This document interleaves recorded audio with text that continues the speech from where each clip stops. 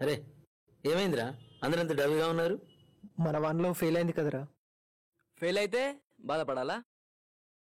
అరే మామ, అదేమన్నా ఐశ్వర్యరాయ్ అనుకుంటున్నావురా? బాధపడుకురా మామ, నీకు కాజల్ అంటే కత్తి లాంటి ఫిగర్ని చూసి పెడతాను. రావులా, ఆ అమ్మాయి వల్ల చుక్కలు చూస్తావని ఆ రోజే చెప్పానా? రివర్స్ లోనే అన్నదన్నావు, ఇప్పుడు దూలు తీరిందా? నీ అబ్బా, వాడు అసలే బాధలో ఉంటే మధ్యలో నువ్వేంట్రా? అరే సిద్ధు, ఈ అమ్మాయిల అవసరానికి కన్నయ్య, అవసరం తీరాక అన్నయ్య అంటారా? ఈ అమ్మాయిలు అంతా ఇంతేరా.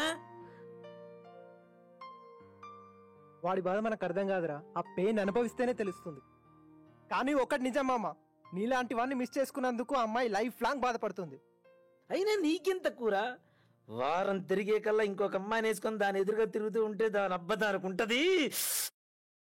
ఈ జనరేషన్లో పర్ఫెక్ట్ అమ్మాయిలు ఉండరు అనుకున్నాను రా, కానీ రచన లాంటిది కాదనుకున్నాను రా. ఒరేయ్, నువ్వేమో ఇక్కడ పిచ్చుల్లా బాధపడుతున్నావు, అదేమో ఫ్రెండ్స్ వేసుకుని బాగా ఎంజాయ్ చేస్తుంది.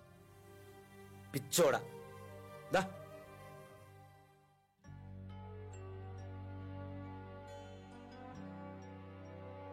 పిచ్చిదానిలాగా లవ్ చేశానే, ఎలా ఆనందంగా ఉండమంటారు?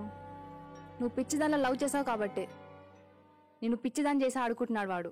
వాడేమైనా మహేష్ బాబు అనుకుంటున్నాడా? నువ్వేం బాధపడకే, నా ఫస్ట్ బాయ్ ఫ్రెండ్ ఇప్పుడు ఖాళీగానే ఉన్నాడు, కావాలంటే వాణ్ణి పరిచయం చేయిస్తా. నువ్వు ఉండే, ఈ అబ్బాయిలంతా ఇంతే, అవసరానికి హాయ్ చెప్తారు, అవసరం తీరాక బాయ్ చెప్తారు. జరిగిందేదో జరిగిపోయింది, ఇదొక పీడకలు అనుకుని వాడిని మర్చిపోవే. ఎలా మర్చిపోనే? అందరిలా వాడు కాదనుకున్నాను, కానీ అందరిలో వాడు ఒకడే అని ఇప్పుడే తెలిసింది. ఎంత పిచ్చిగా లవ్ చేశానే. ఈ అబ్బాయికి కావాల్సిన సెక్స్ మాత్రమే, దానికోసం ఏమైనా చేస్తారు. అవసరానికి రాములా నటిస్తారు, అవసరం తీరక్క రాక్షసులా మారతారు. నువ్వు మాత్రం ఇక్కడ బాధపడుతున్నావే, వాడు మాత్రం ఇప్పుడు వేరే అమ్మాయితో కులుకుతూ ఉంటాడు.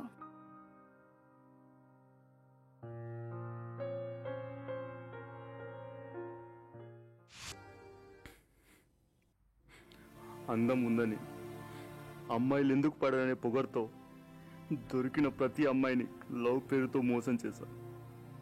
మోజు పడ్డ ప్రతి అమ్మాయితో పడుకున్నాను, కానీ నేను ఇంత తొందరగా పాడెక్తానని నాకే తెలీదు.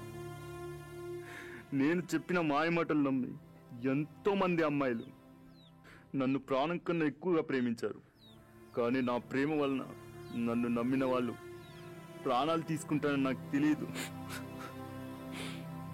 అందుకేనేమో దేవుడు నాకు ఈ శిక్ష చేశాడు.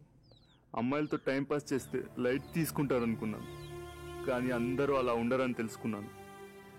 అమ్మాయిలతో టైంపాస్ చేసేటప్పుడు హాయిగా ఉంటుంది, కానీ సీన్ రివర్స్ అయితే మాత్రం బ్యాడ్గా ఉంటుంది.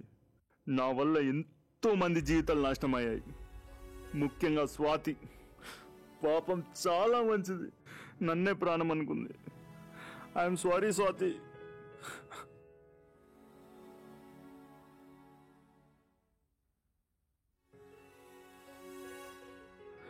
ప్లీజ్ ఫ్రెండ్స్, అనుభవంతో చెప్తున్నా, అందం ఉంది కదా అని ఎవరితో పడితే వాళ్ళతో తిరిగితే ఇలాగే ఉంటుంది.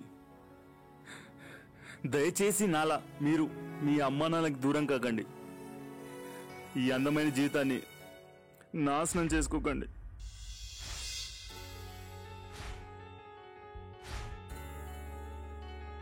End my life, stop my life journey.